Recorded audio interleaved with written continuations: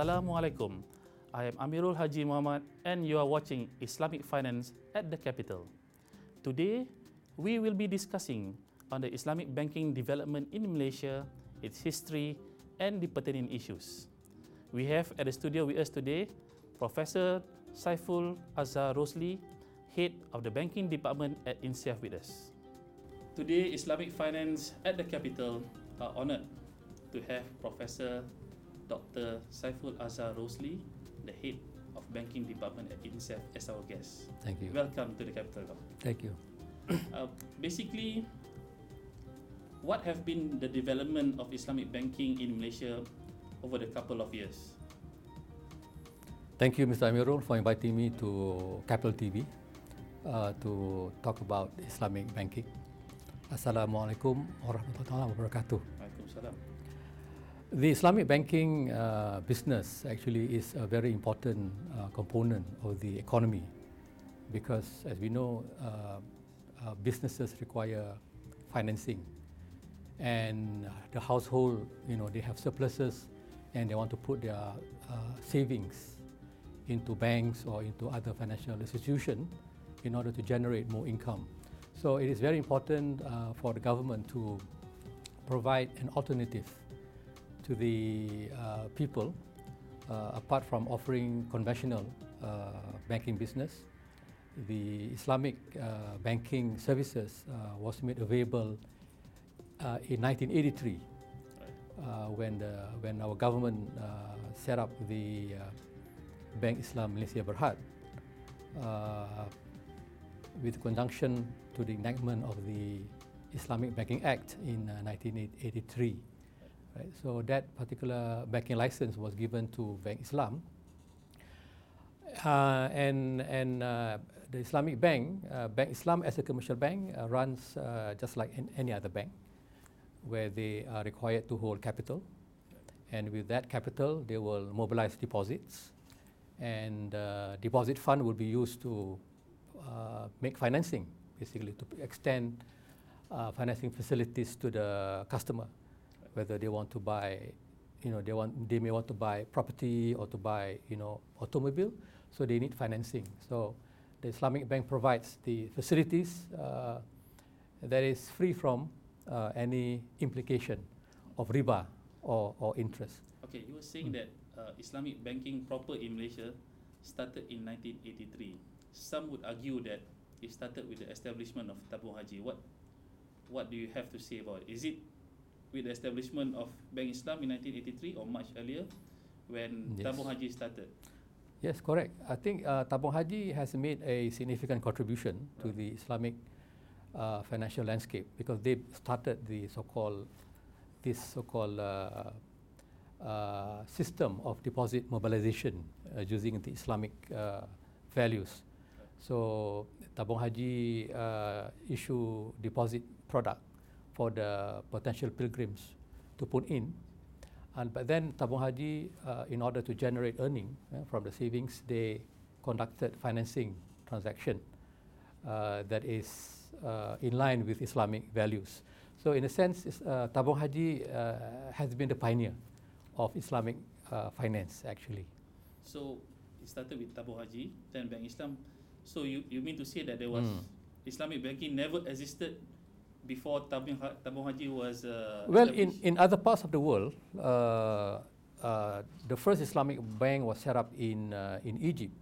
That was back in the 60s, the Mid Gamar Bank, and then it was followed by a bank in Dubai, and we have Barakah Bank that was set up even before Bank Islam Malaysia Berhad. In the 1960s, I mean, what happened between the death of our Prophet and then there was no Islamic banking in between, or what happened? Well, basically in history we look at the system of trading that exists in history, where the trading activity require capital, and capital are basically mobilized through mudarabah or trustee partnership.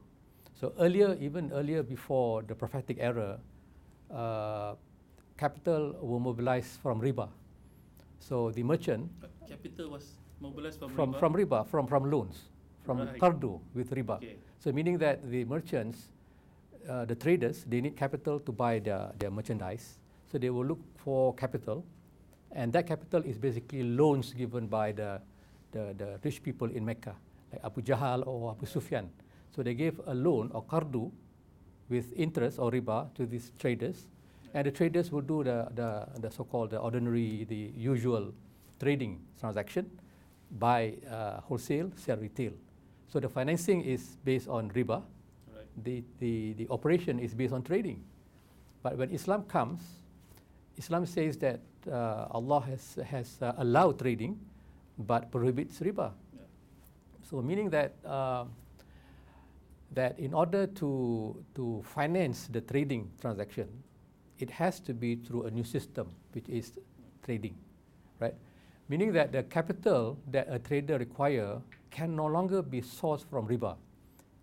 This is the loan that you are saying. It must be sourced from, let's say, a mudarabah system, which is a financing alternative to qardu or loan with riba. So that is the so-called basic principle in Islamic banking, whereby the operation of the banking business should be based on the trading principle. That is, because a trading principle is a principle in which the trader takes risk, the trader put effort, the trader put value in the business, and from which he will generate earnings and profits. So that should be fair and equitable to all. So is it safe to assume that Islamic banking was there, perhaps right until the fall of the Ottoman Empire, and then somehow or other in the 1960s there were interest to start the Islamic banking system again, and we are where we are right now? You're correct. Islamic banking certainly was not there, because a banking company or a bank is a different entity compared to a non-bank company. But what was evident is the existence of financing system, right, where people are able to acquire financing facility in which riba is not involved.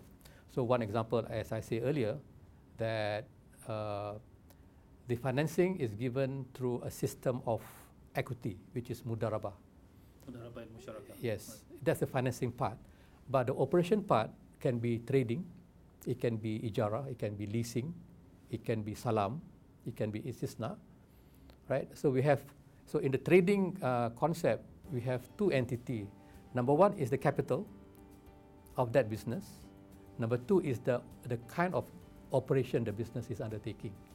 Right? Whether, as I say, whether it is trading or whether it is manufacturing or agriculture. But capital is very important. But it need not necessarily come from the bank, right? Capital can come.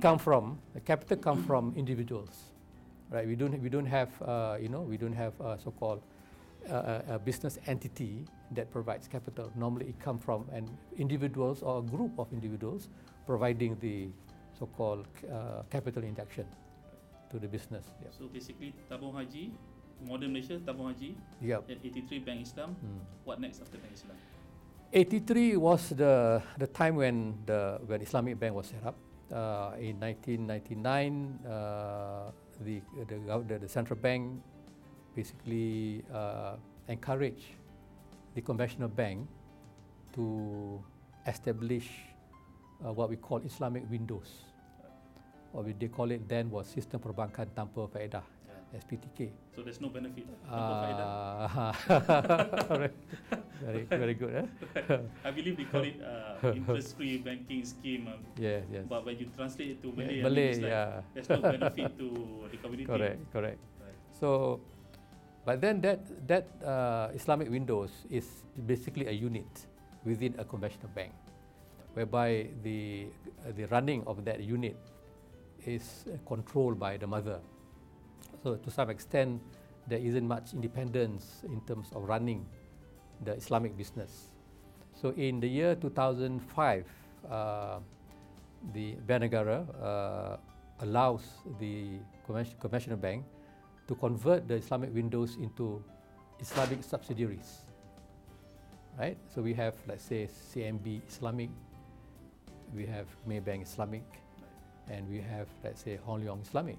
All right. Okay, Prof. Stay tuned. We'll be taking a break.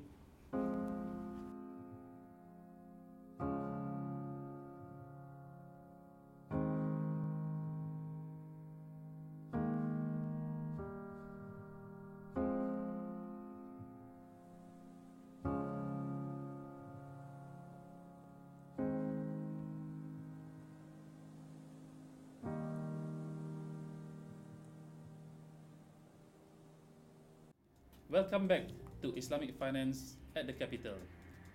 We shall continue with our discourse on the development or history of Islamic banking in Malaysia.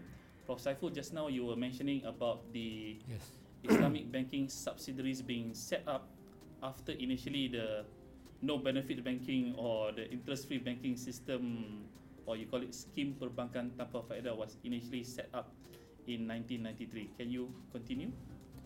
Well, basically the Islamic subsidiary system allows more independence to the so-called management to realize the objective of Islamic banking. So before that, when it was Ibu or interest-free banking unit, they were not independent, or what's the situation? Well, basically, I think when it comes to Islamic windows, we are looking at the Islamic window giving attention to product development, and then the rest will basically run by the mother, by the conventional system.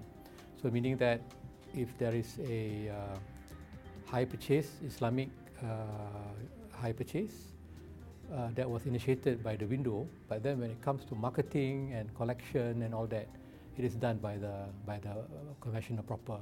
So, but when we have the subsidiary system, it is expected that the so-called operation and the control of the business is much more systematic.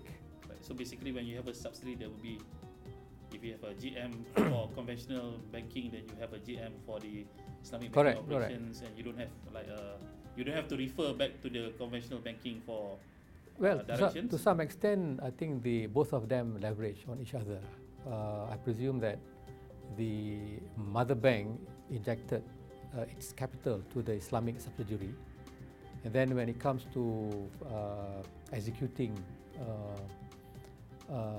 financing arrangement, I presume that they share the same treasury operation, they share the same capital management operation. So I presume that that's basically the current situation. Right. So after the Islamic banking subsidiaries were established within the bank itself, like CIMB Islamic or RHB Islamic, what next? What are the other milestones then?